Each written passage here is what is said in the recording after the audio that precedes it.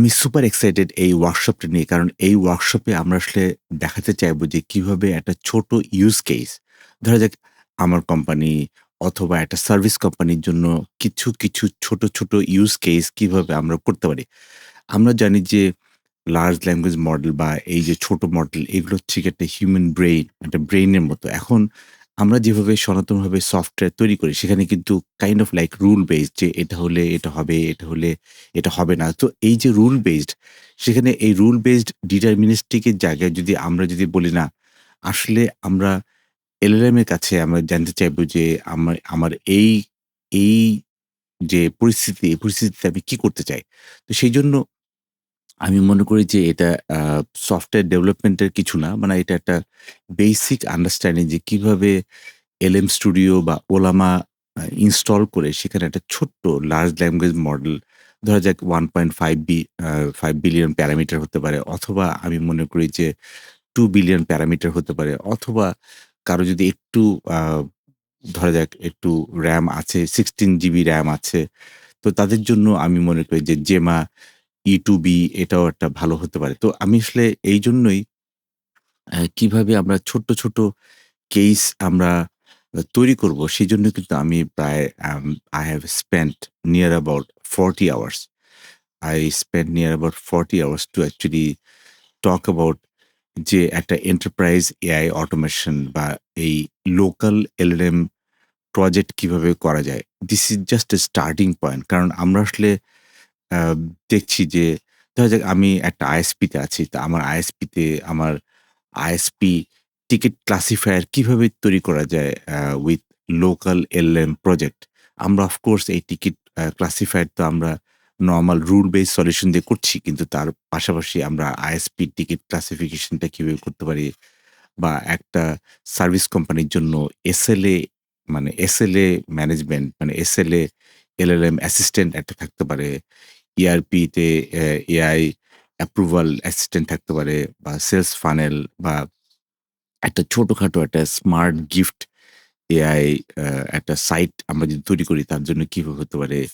HR leave automation আ কিভাবে হতে পারে with the help of AI for kind of ERP, and also a আমরা আসলে আমাদের এলএলএম এর স্ট্রেস টেস্টটা করব কিনা? যদিও আমার এখানে আ কম্পিউটারে খুব ছোট মানে হয়তোবা 8 জিবি র‍্যাম বা 16 জিবি র‍্যাম, কোনো জিপিইউ নেই, বা একটা ইন্টিগ্রেটেড জিপিইউ আছে which is sharing the GPU. So সেই জায়গাটা প্লাস আমি আমার এখানে একটা ইউজ কেস দেখিয়েছি যে network monitoring and reasoning. So এটা একটা কাইন্ড অফ লাইক আমি মনে করি যে একটা আমি GitHub রিপো বানিয়েছি এবং সেই রিপোতে আসলে Qwen 2.5 বিলিয়ন আ আ যে আ 2.5 যে 1.5 বিলিয়ন যে মডেল আর্কিটেকচার সে কিভাবে কাজ করবে, Google এর জেমা ইভেন E4B মানে E2B আছে, E4B কিভাবে কাজ করবে সেটার একটা ধারণা, এবং আমি এখানে বলার চেষ্টা করেছি যে কেন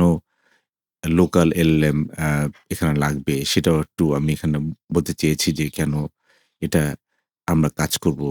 এখানকার টেক স্টেকটা কি হবে, এবং এর পাশাপাশি রিপোজিটরি স্ট্রাকচারটা কি, আ এবং এটা কাদের জন্য প্রযোজ্য সেটাও এখানে আমি বলেছি যে আ কোন ধরনের টেকনোলজি মানে আমি বলছি যে নন টেকনোলজি যারা আছে তারাও কিন্তু এই বেসিক আন্ডারস্ট্যান্ডিং থেকে শুরু করবে। কারণ আমি স্ক্রিপ্ট দিয়ে দিচ্ছি।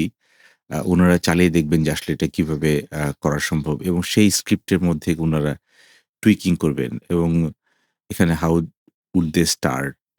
তো এরকমভাবে আসলে আমি মডেলের কম্প্যারিজন গুলো দেখিয়েছি।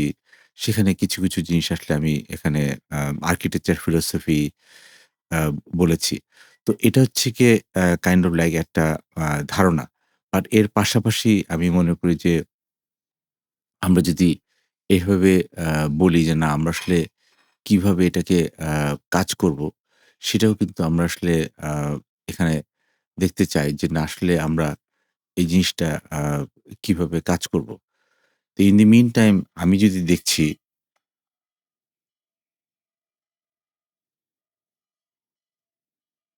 যে এখানে আ এন্টারপ্রাইজ এআই অটোমেশন এ আমি যে আ GitHub repository দেখালাম সেটারই কিন্তু this is the documentation site যে আসলে আমরা কেন লোকাল ইন্টারফেস ব্যবহার করব, আ সেটা নিয়ে ধারণা আছে যে লোকাল ইন্টারফেসটা কেন প্রয়োজন, কেন রুল বেসড বা এলএলএম বেসড এই জিনিসটা আসলে কেন প্রযোজ্য, কেন আসলে আমরা লোকাল এলএলএম চালাতে চাইবো। তারপর হচ্ছে গিয়ে আমরা একটা বেসিক একটা স্ট্রিমলিট একটা কাইন্ড অফ লাইক একটা মানে আমরা একটা জিনিস ইউজ করব যে স্ট্রিমলিট হচ্ছে গিয়ে একটা কাইন্ড অফ পাইথন ফ্রেমওয়ার্ক যেটার মাধ্যমে আসলে আমরা একটা web based kind of dashboard ব্যবহার করতে পারি এবং সেখানে কিভাবে আসলে আমরা আ এই জিনিসগুলো নিয়ে প্রোটোটাইপিং করতে পারি। তো সেইজন্য কিন্তু আমরা আসলে এই জিনিসগুলো নিয়ে কাজ করছি এবং তার পাশাপাশি আমরা 2.5 এটা আমরা কিভাবে শুরু করব। তো এভাবে কিন্তু আমরা একটার পর একটা কিন্তু আমরা ধারণা দিয়েছি। আ আমি যদি আমার আইএসপিতে সিম্পল ক্লাসিফিকেশন করতে চাই, তার জন্য কিভাবে আমি আসলে ক্লাসিফায়ারটা চালাবো। তার পাশাপাশি আমার নেটওয়ার্ক মনিটরিং এর জন্য আমি কিভাবে একটা ডেমো আমি চালাতে পারি। এর পাশাপাশি আমি সাইবার সিকিউরিটি অ্যানালাইসিস কিভাবে আমি একটা এলএলএম দিয়ে আমি চালাতে পারি। These are very, very basic kind of understanding.